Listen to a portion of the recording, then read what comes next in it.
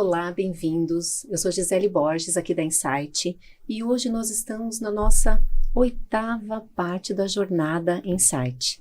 E, gente, é com prazer que recebo aqui a Franciele Martins, que é gerente de planejamento, Marcianita Lopata, que é gestora de RH do Comesp, e hoje nós temos um convidado muito especial, que é o Ivan Panício, que está aqui conosco.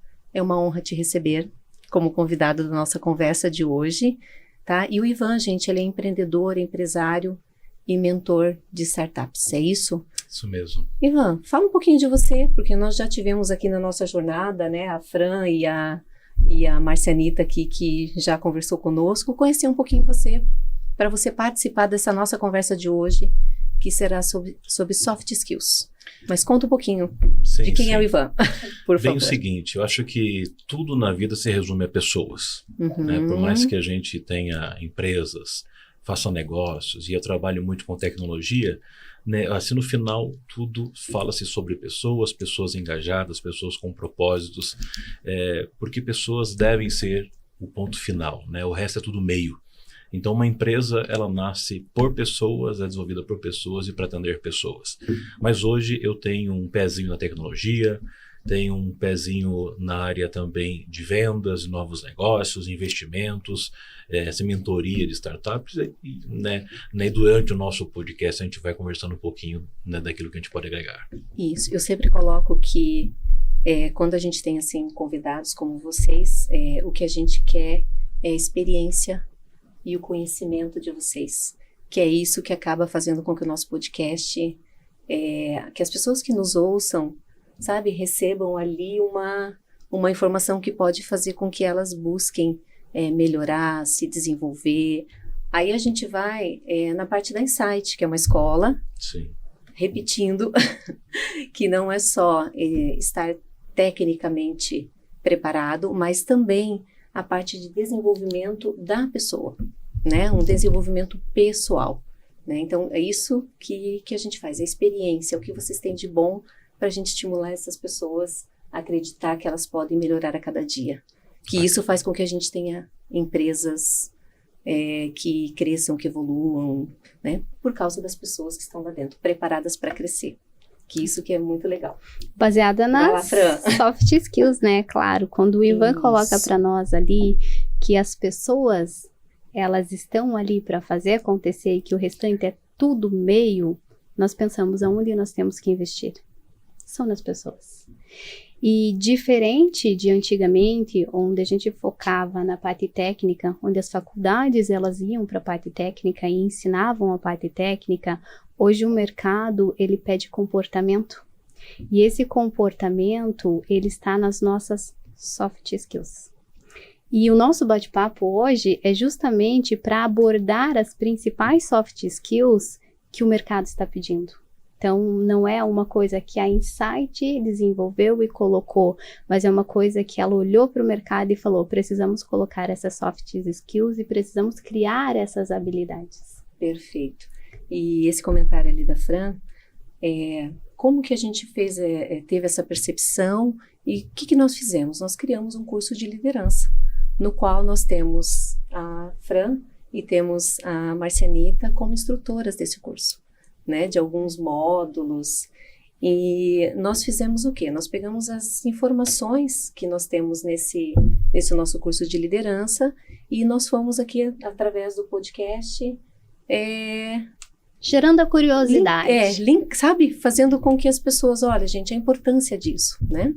E até, Fran, vamos fazer o seguinte, eu vou colocar aqui quais foram as informações, quais foram os temas do nosso podcast que estão no nosso curso de liderança.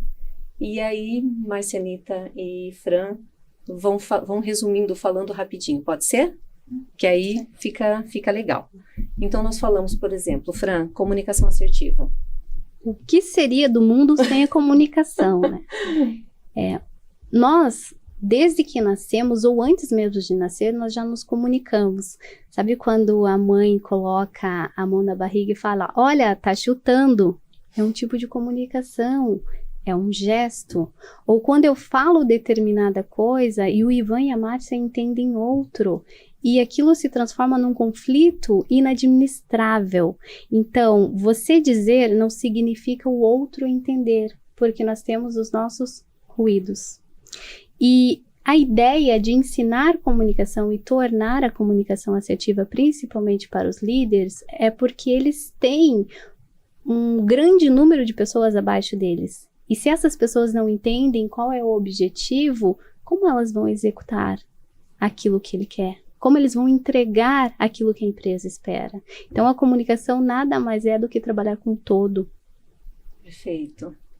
Gente, e além do curso de liderança, a gente também colocou por pedidos mesmo um curso de comunicação. Exatamente porque a necessidade mesmo, as pessoas pedirem pra gente. Então, que isso que a Fran falou faz muito sentido, tá? Bem, vamos lá. Marcianita, autoconhecimento. Como falar em comunicação assertiva? Como falar em gestão, em liderar, em motivar pessoas sem autoconhecimento? Indispensável que eu tenha conhecimento do que eu gosto de fazer, das minhas habilidades, de como eu controlo as minhas emoções, de como eu me comunico e se eu consigo passar exatamente a mensagem necessária para quem está ouvindo. Então, é indispensável o autoconhecimento. Tá, vamos fugir um pouquinho do que eu falei? Vamos pedir pro Ivan falar de cultura organizacional? Tô falando aqui, tô fugindo do roteiro. E a gente faz na prática. Porque quando você falou, eu falei, vamos lá, das tuas empresas assim, muito interessante que a gente fala de cultura organizacional como se a empresa ela fosse distinta das pessoas, né? Às vezes a gente trata o CNPJ como se ele fosse uma pessoa outra, mas não, a empresa nada mais é do que a somatória das suas pessoas. A cultura de uma empresa, ela é construída pelas pessoas que lá só estão. Então, quando a gente fala de soft skills, a gente soma, né, o todo das pessoas e faz a empresa. E se você quer mudar a cultura da empresa, não é na força top-down. É transformando as pessoas, é gerando o autoconhecimento, é tendo assim, melhores comunicações assertivas, é sendo mais empático e assim por diante. Então, para mim, cultura é muito importante, mas a gente não muda a cultura, a gente muda as pessoas. Perfeito, Fran. E eu quero colocar aqui que quando você fala em cultura, a gente sempre vem do macro para o micro. Então, eu tenho um país que tem determinada cultura. Dentro desse país, eu tenho estados, vide o Brasil, Sim. que tem culturas diferentes. Dentro dos estados, eu tenho casas, e dentro das casas, eu tenho famílias, e dentro das famílias, eu tenho a cultura própria delas, que muitas vezes elas vieram de outros países. Sim. Então, a cultura é uma transformação. Se eu tiro aquela família daquele estado e coloco em outro, quem tem que se adaptar? É a pessoa que chegou depois, que foi morar lá. Tanto é que quando o pessoal vem para Curitiba, azar o deles, se eles acham que a gente não é muito interessante, acabam aprendendo. E claro que essa troca existe e a gente acaba aprendendo um pouquinho da cultura deles, e daí vem a transformação que o Ivan colocou aqui, né? Ivan, e assim, já vou caminhar um pouquinho. E falando, como a Fran falou, essa questão do país, você esteve em Israel. Exatamente. Fala para nós, já que a gente falou de cultura organizacional, como é que você... A diferença, assim, dos primeiro, países, né? Primeiro o seguinte, fala um pouquinho da... É que quando a gente vai para a América ou a gente vai para a Europa, você tem pontos de semelhança, assim, muito próximos. Quando você vai para Israel, tirando Tel Aviv, é bem diferente. É totalmente diferente. Mas falando de cultura, eu pude entender o porquê que Israel é chamada de nação startup. Interessante. Tá?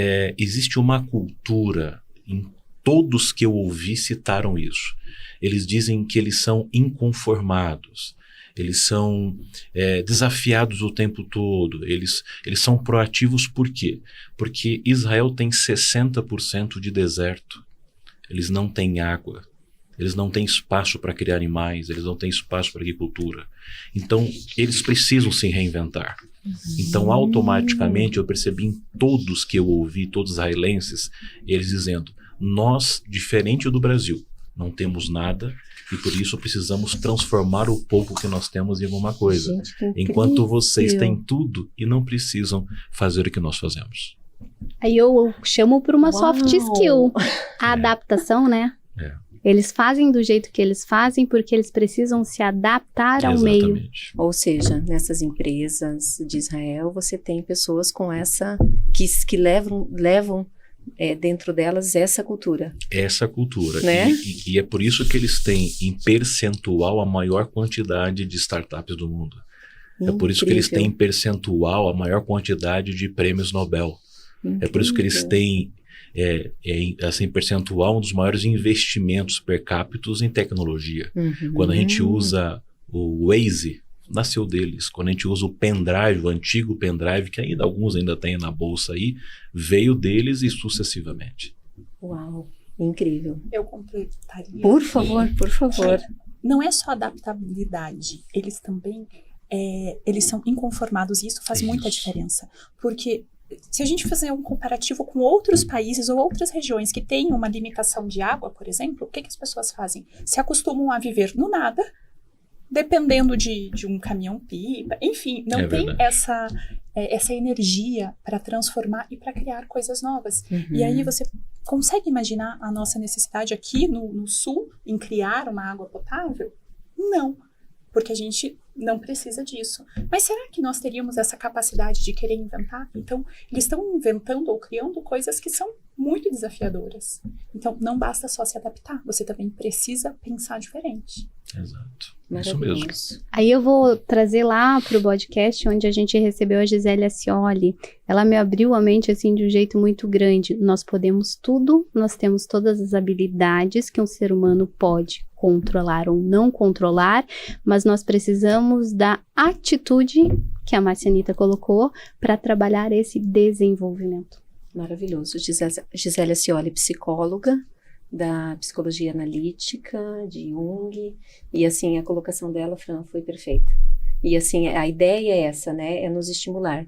Isso que vocês falaram, gente, fica assim como se fosse Gisele, eu só queria acrescentar um detalhezinho da nossa cultura versus cultura israelense.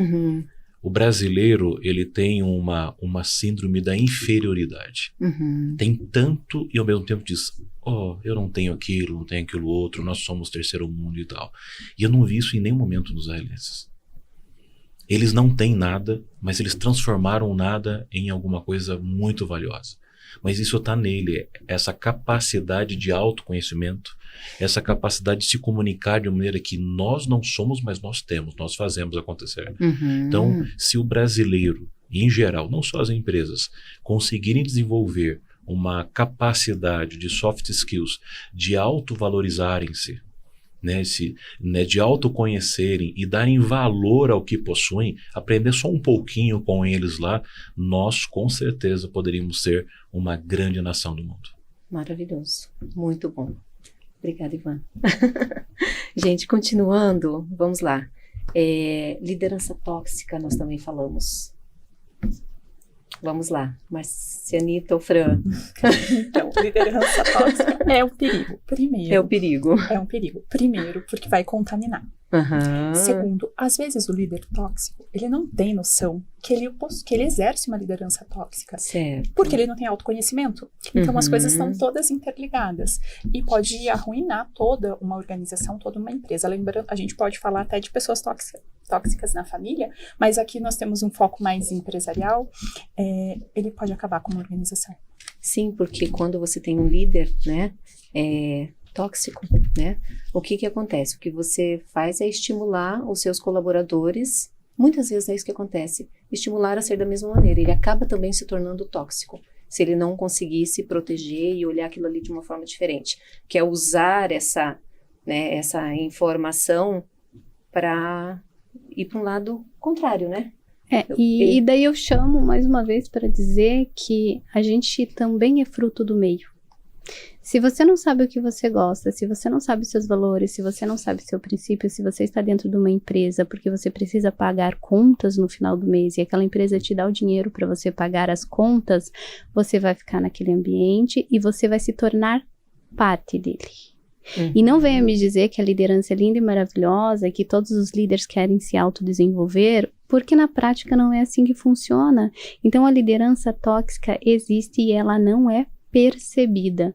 Por que ela não é percebida? Porque as pessoas não estão autossuficientemente apropriadas para se entender, quem dirá para olhar para aquele ambiente e para entender o outro, que daí a gente olha para a questão da empatia, Isso. que eu acho um dos sentimentos e uma das soft skills mais difíceis, porque você pode até olhar para o outro, você tenta se colocar no lugar dele, mas você não teve a mesma vivência, você não tem o mesmo valor e você não está sentindo o que ele está sentindo.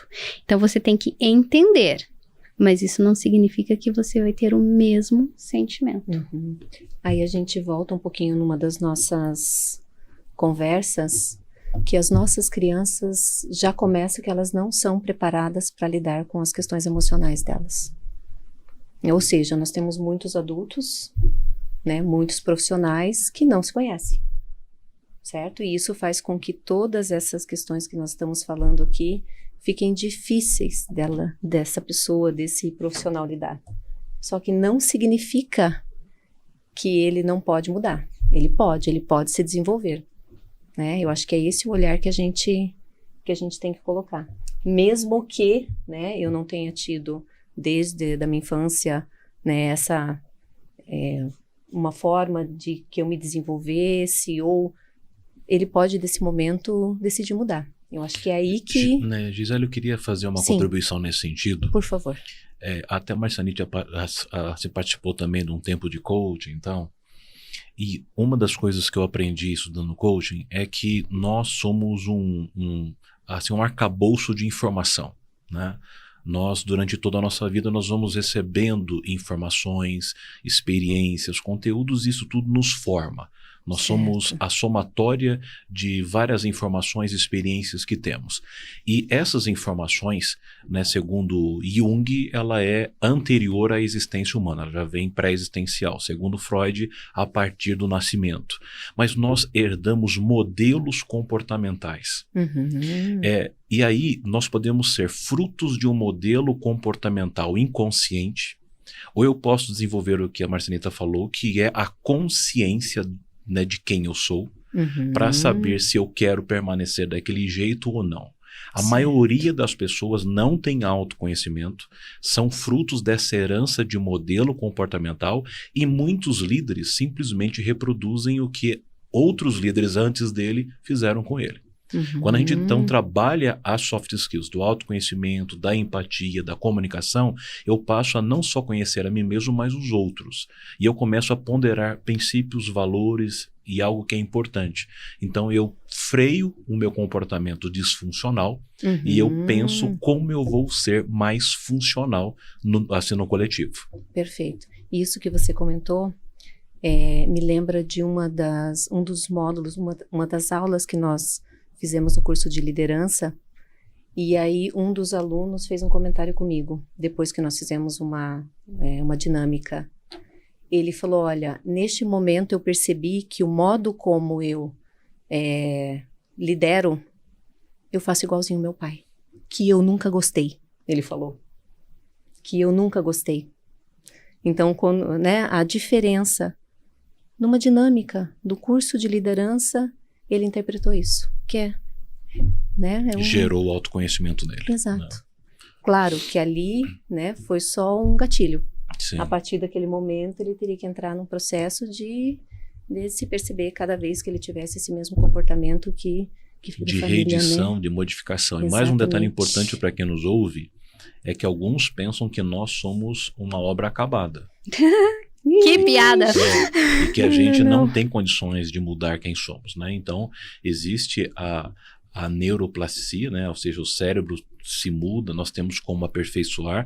Então, independente de quem você até hoje tenha sido modelo ou réplica, né? Você pode se transformar, né? É importante mudar.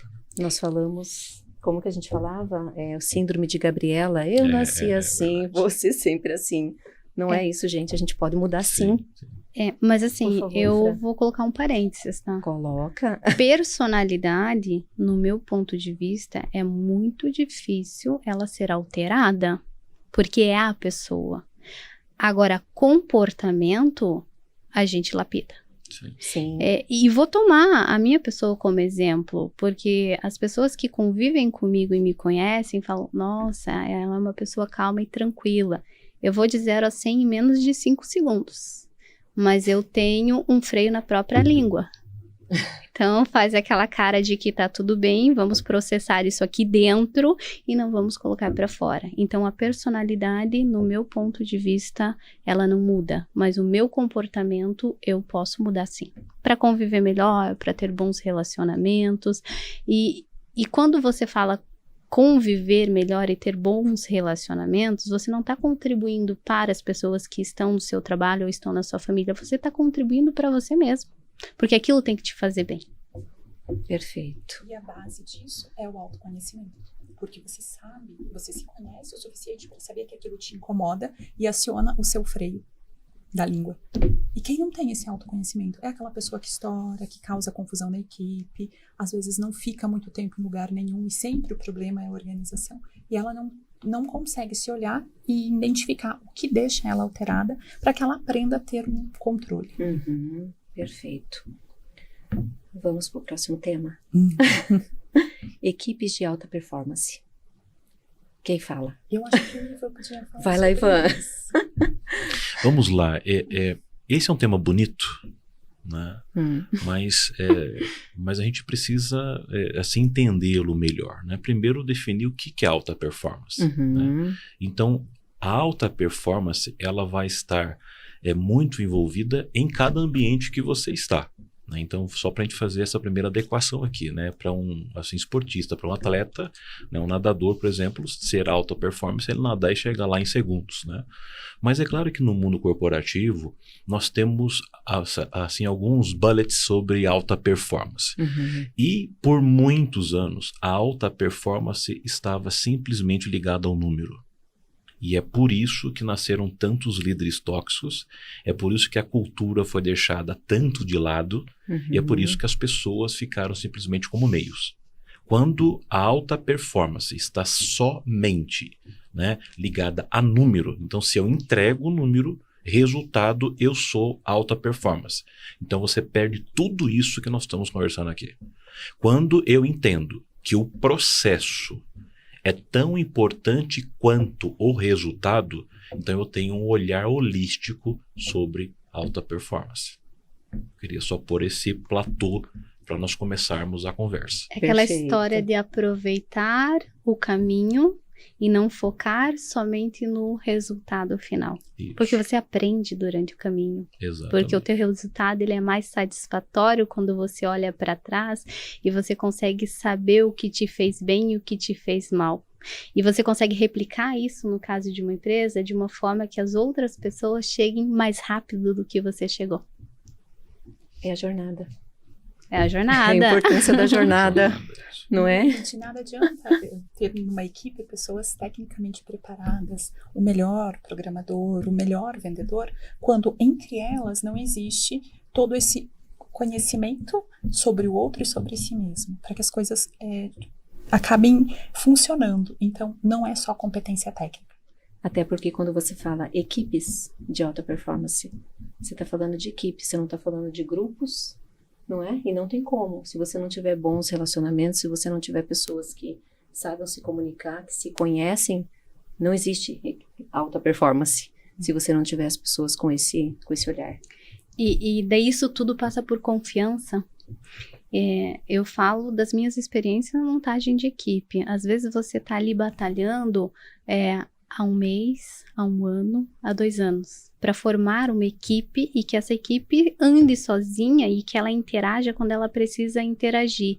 E de repente chega alguma coisa que acaba com a confiança dos membros dessa equipe. Todo o trabalho que você fez é perdido. Então você ser transparente, você ser verdadeiro e as pessoas te olharem daquilo que você fala e aquilo que você faz é muito importante para um líder. É ele não ser dúbio, comportamento versus fala.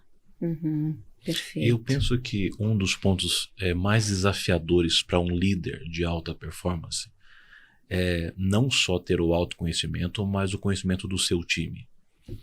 E durante muito tempo se se exaltou o líder herói, né? Mas hoje, graças à ciência, a estudos, estatísticas, nós estamos começando a combater os líderes heróis. Porque o herói, ele é sozinho, né? Tem gente que batia a meta sozinho. Quando você é um líder de alta performance, você consegue bater a meta em equipe. E durante o processo, você usa o processo para desenvolver o seu time.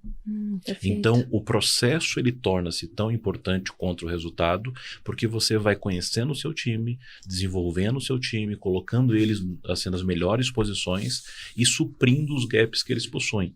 Ao ponto de, depois de um longo tempo, você está formando sucessores. E aí eu me lembro de uma frase de 20 anos, já estou ficando já de cabelo e barba branca, uma frase já bem conhecida e talvez clichê, que diz que não existe sucesso sem sucessivos sucessores. Se você é um profissional de alta performance e quando você sai tudo desmorona, para mim você não teve sucesso. Nossa, perfeito. Verdadeiro. E eu vou colocar sobre os líderes tóxicos que eles têm medo. Nossa, essa pessoa vai vir e vai tomar o meu lugar. Gente, não é tomar o seu lugar. É fazer aquilo que você faz para que você tenha outras oportunidades melhores e você se desenvolva em outras áreas superiores àquele desenvolvimento que você teve até o presente momento. Então, a gente não pode ter medo de ter pessoas boas. A gente tem que ficar feliz de ter pessoas boas. E quando você contrata ou você ganha uma pessoa no teu time que sabe mais que você, cara, que maravilha, você vai trabalhar menos. Esses são aqueles que eu chamo de impromovíveis. Tem pessoas que não são promovidas na empresa porque elas não podem ser. Eu já tive casos em que eu queria promover uma pessoa, mas ela não poderia ser promovida. Porque ela nunca deixou ninguém aprender o serviço dela. E se eu promovesse ela, não teria ninguém para pôr no lugar dela. Eu sempre brinco com essas pessoas que elas têm esse comportamento e você tem que lapidar aos poucos. Fala assim, cara, imagina se você ganha na Mega Sena. Garanto que você não vai querer ficar conosco amanhã. Então, prepara alguém, porque eu não quero ficar com esse BO sozinha. Muito bom, muito bom. Isso traz um pouquinho, quando eu saí da unidade farmacêutica, né, do grupo, e eu tinha muito tempo na unidade farmacêutica. E quando as pessoas, muito tempo mesmo, gente, fiquei 28 anos na unidade farmacêutica do grupo. E quando foi para eu sair, a primeira coisa que as pessoas perguntavam assim, Gi, mas meu Deus, mas você não vai chorar? Você não chorou? Como é que foi você deixar? Sabe a sensação, né, de você deixar supervisores que eu confiava? Tinha uma gestora nova que ficou comigo durante um tempo. Mas sabe deixar a meninada que eu tinha confiança, né? Como é que eles iam caminhar? Era a sensação que eu tinha feito o meu papel, né? Então, isso é muito, muito legal. Demorou para eu, né, durante todo esse tempo, toda essa minha jornada, né, na parte de farmacêutica, assim, essa minha jornada foi muito legal para eu chegar nesse ponto e conseguir fazer isso de uma maneira bem tranquila, né? O meu conhecimento daquele momento mostrava que eu me sentia bem, deixando essas pessoas. E durante todo esse teu tempo de experiência na unidade farmacêutica, você preparou muita gente. Mas com certeza você também viu muitas pessoas que tinham potencial, mas tinham muito medo e acabaram ou estacionando ou deixando de fazer parte. Isso é triste, né? Sem dúvida. Porque você percebe que a pessoa tem potencial para desenvolvimento, mas ela não quer desenvolver exatamente por medo. Medo de ser trocada, medo de assumir mais responsabilidades. Eu tive uma colega de pós-graduação e que ela era analista, e ela era analista há muito tempo. E aí a gente conversava com ela, por que você está fazendo a pós? Você quer ir para a coordenação?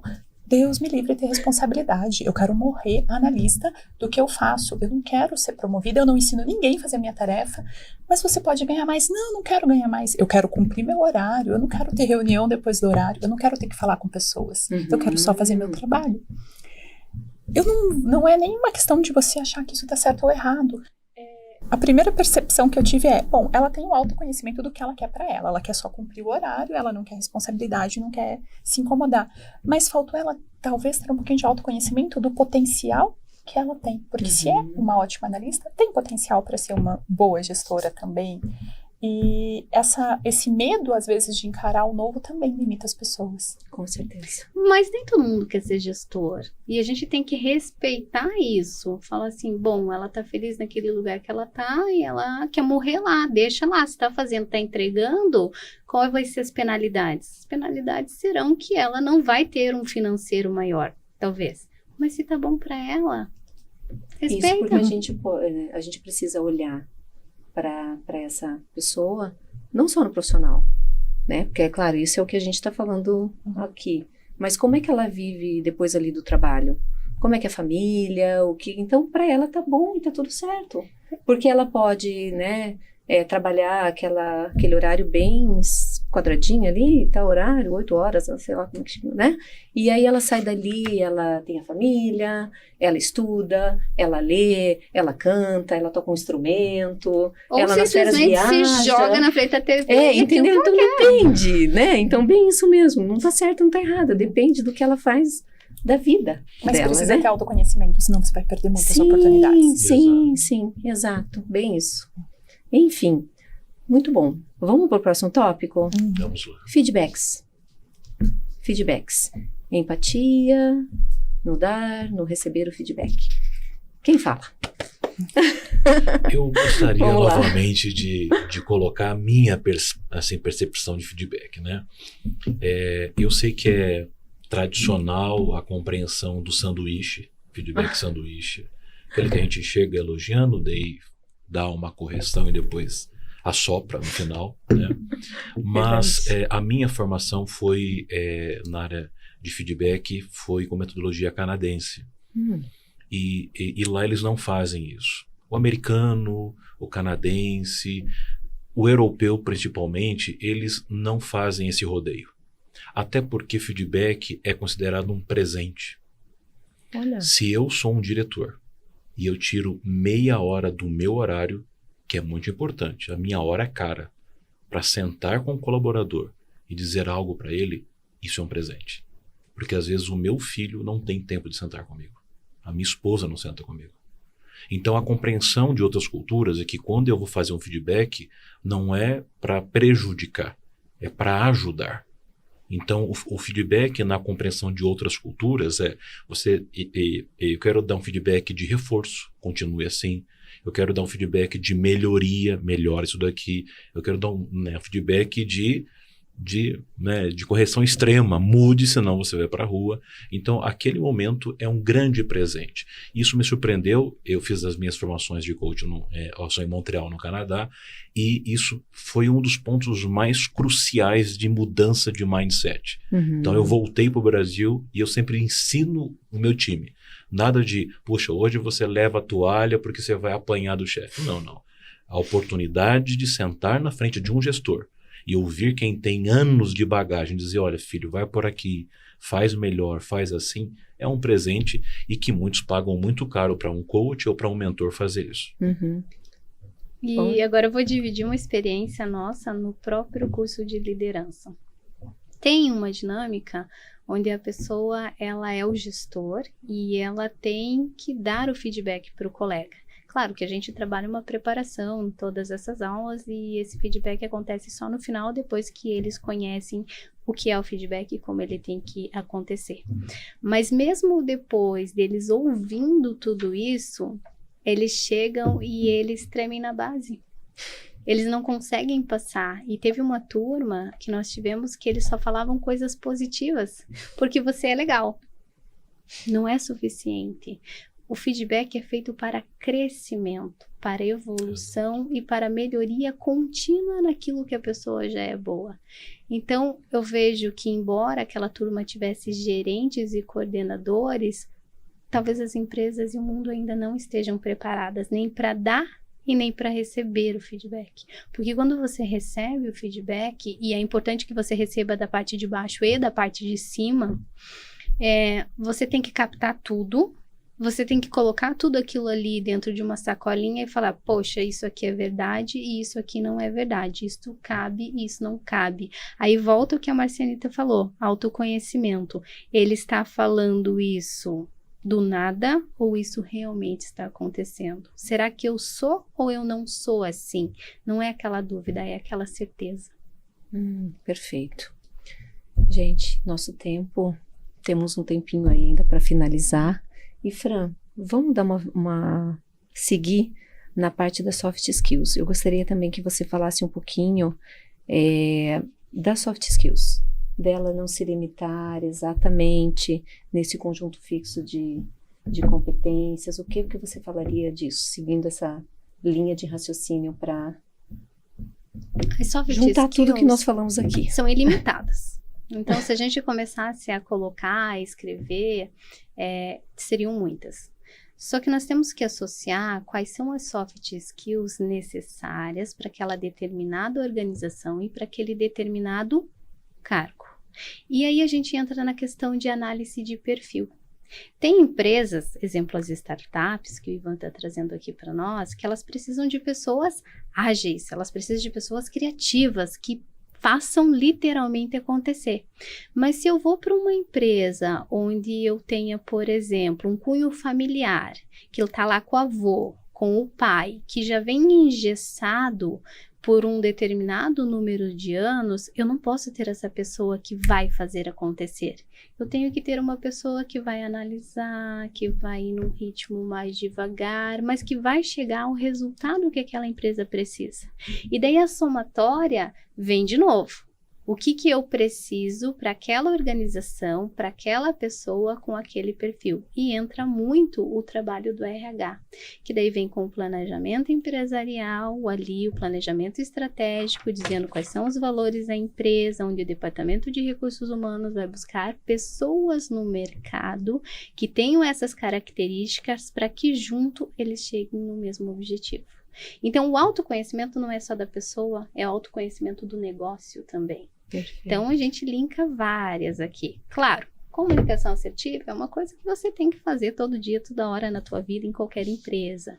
Mas as outras, elas têm que ser desenvolvidas conforme a necessidade. Perfeito. E como pegando um link aí do que você falou do RH, Marcianita, você pode pegar então a questão das soft skills e falar na questão do RH, você como gestora de RH, e depois a gente vai no Ivan para ele continuar. Indispensável a habilidade do RH, tanto de entender a cultura da empresa, entender o que se espera daquele novo colaborador, certo. Conseguir encontrar uma pessoa que para que o processo de adaptação fique mais tranquilo, mais fácil, e o RH precisa ter essa percepção de quem eu estou trazendo, para quem essa pessoa vai diretamente ter contato, prestar serviço, de que forma depois que essas novas pessoas chegaram, as mudanças ocorreram aqui dentro, eu tenho um ambiente mais produtivo, menos produtivo, eu tenho muitos grupos separados, eu percebo que as pessoas na hora de sair, uma evita a outra no elevador, ou elas têm uma boa convivência? Essa boa convivência melhorou a entrega ou piorou? Porque às vezes a equipe dá muito certo, ela tem elas se gostam imediatamente, mas isso gera também que não é mais trabalho, é uma conversa, e aí diminui a produtividade exatamente porque o ambiente é tão amigável que as pessoas perdem tempo conversando. Então o RH precisa ter essa habilidade de entender as pessoas e compreender como elas estão se comportando naquele meio e de que forma o resultado esperado está sendo alterado. Se está dentro do planejamento, como a Fran falou, que o RH precisa estar ciente do planejamento estratégico, então ter esse olhar para o que é preciso e como essas pessoas estão integrando e de que forma elas estão interagindo entre elas. Perfeito, ótimo. Ivan? Uma última soft skill que eu gostaria de colocar na mesa e que ela apoia muito as empresas baixando o turnover é a âncora de carreira. Existem várias, mas quando a pessoa tem uma âncora de carreira voltada ao financeiro, se ela não for correspondida, ela vai embora. Se ela tem uma âncora de carreira do aprendizado, de crescer junto, se a empresa não proporcionar, ela vai embora. Se ela tem uma âncora de carreira de segurança, a empresa estável, ela vai embora. Então é um ponto importante, eu tenho visto isso por onde eu tenho passado, que quando você contrata alguém que não tem consciência da sua âncora de carreira, ou não está alinhado à empresa, você tende a perder todo o seu processo seletivo e ela, se não for embora, ela vai tornar improducente. Que é a expectativa versus realidade, né? Exatamente. Você tem que saber qual que é a expectativa daquela pessoa e se a empresa Isso. consegue atender. Exatamente. E por outro lado, o colaborador, ele também tem a opção de dizer não. Exato. Ele também tem a opção de dizer, eu não me enquadro dentro dessa empresa e não é a empresa inteira que vai mudar por minha causa e eu estou indo para voos maiores ou para melhores voos, né? Porque nem sempre é o maior, é aquilo que satisfaz mais uma vez. E eu só quero dizer o seguinte, eu trabalhei numa empresa de tecnologia onde o nosso discurso na contratação era nós não pagamos o melhor salário do mercado, mas nós lhe damos uma das melhores qualidades de vida do mercado. A nossa cultura, os nossos valores, o nosso arcabouço emocional é um cheque adicional no seu salário. E você vai perceber isso. E nós tínhamos um turnover muito baixo. E as pessoas recebiam propostas maiores, mas permaneciam conosco. Por quê? Porque nós buscamos pessoas que a sua âncora de carreira era a qualidade de vida. E nós dávamos tudo que era possível para essa pessoa ficar feliz ali. Então, quando vinha uma proposta de salário maior, ela não ia embora. E se um dia mudasse, a gente dizia, se um dia mudar a sua âncora e você precisar ganhar mais porque veio mais um filho, o seu pai, não sei o que e tal, nos diga que a gente vai avaliar. E se não, a gente vai fazer a melhor carta de recomendação do mundo para que você possa passar essa fase nova e quem sabe um dia a gente te pega novamente na estação para voltar para um momento de qualidade de vida. Nossa, muito bom, Ivan. Sim. Gente, finalizando. Nosso tempo já foi. Aqui, isso aqui dá uma conversa, né, muito, muito grande mesmo. Alguém quer deixar uma mensagem final sobre o nosso tema? Eu acho que já... Eu acho que o Ivan, que é convidado... Nossa, Ivan, eu já achei... O que você falou, eu já achei demais ali. Mas, por favor, uma mensagem final. Vamos lá. Ok, a vida, ela é uma jornada. E para ser bem vivida, nós precisamos curtir a cada segundo, a cada momento. Eu acabei de vir de Israel e eu percebi que a vida é semelhante a Israel. Em alguns momentos nós estaremos no vale, em outros na montanha. Mas se nós aprendermos a lidar com os vales e as montanhas, quando nós chegarmos no objetivo final dela, nós olharemos para trás e diremos que valeu a pena. Muito bom. E tudo tem que fazer sentido, né? Tem que fazer sentido. Então, gente, vamos finalizar. Marcinita, por favor. Olha, depois de tudo isso, eu não sei nem o que falar. Mas, de alguma forma, para a gente ainda, dentro do mesmo sentido, sim, e trazendo aqui para o tema, se você não sabe qual é a sua soft skill, pensa, poxa, eu sou mais atenciosa, eu sou mais carinhosa, eu sou mais organizada. Isso vai fazer com que você encontre qual é a sua habilidade. Então, eu não preciso da enfermeira que é a mais rápida de todas, mas eu vou precisar da que é mais carinhosa e atenciosa. Então, depende aonde você está e como você é, para você descobrir exatamente, será que eu tenho tudo o que é necessário para ocupar esse cargo, para estar nesse lugar? Será que não é um desperdício do meu talento, do tanto eu sou atenciosa, do tanto que eu posso dar amor pro próximo, eu estar aqui atrás dos números e do computador? Enfim, autoconhecimento é indispensável para que você entenda qual que é a sua melhor qualidade para oferecer no seu trabalho. Gostei muito, linda mensagem. Fran? Eu já falei bastante, né? Mas digo assim, aproveite cada pedacinho. Não pense só lá no final. Olhe para você e veja se isso realmente te faz feliz e faz bem para as pessoas que estão ao seu lado. Maravilhoso. Bem, nós finalizamos aqui, gente, o nosso podcast. Foi um prazer receber vocês. Eu tenho certeza que quem vai ouvir nosso podcast, com certeza vai... nós vamos colocar ali uma mudança, um crescimento, uma sementinha, vamos dizer assim, para que essas pessoas se tornem melhores do que elas são. Então, vamos agradecer aqui e dizer que a Insight tem toda essa linha de raciocínio, todo esse pensamento, né, de desenvolvimento pessoal, exatamente porque nós entendemos que isso é muito importante para as empresas. como, né, o Ivan, como nosso convidado, começou aqui no começo da nossa conversa falando que a importância das empresas está nas pessoas, desenvolver as pessoas. Então deixo esse toquezinho aí para vocês. Muito obrigada e até o nosso próximo podcast.